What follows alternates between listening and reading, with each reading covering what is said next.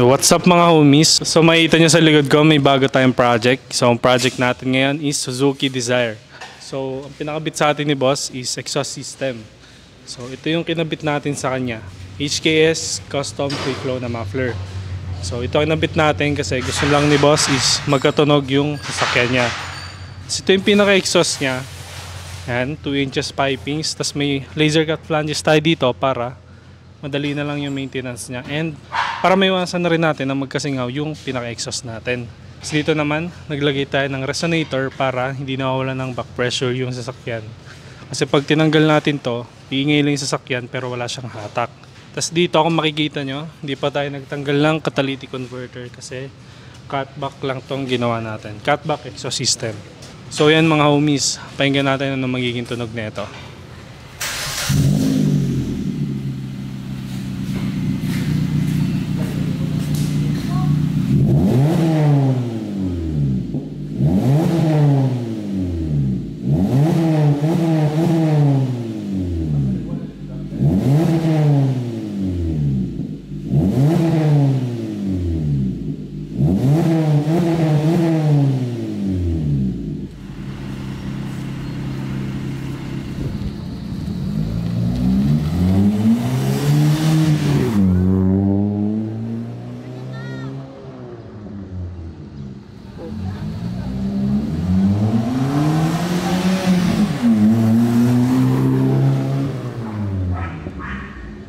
Okay, so kasama natin yan si Sir, ang name niya pa?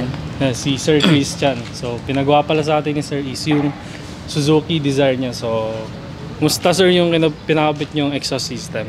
Yan, solid. Hindi ako nagkamali kay Notorious. Okay. Tagasan pa pala Sir? Manila. Ay, Manila pa sila Sir. Dinayo pa tayo dito sa South. So mukhang satisfied naman si Sir. Ay, thank you po. Thank you.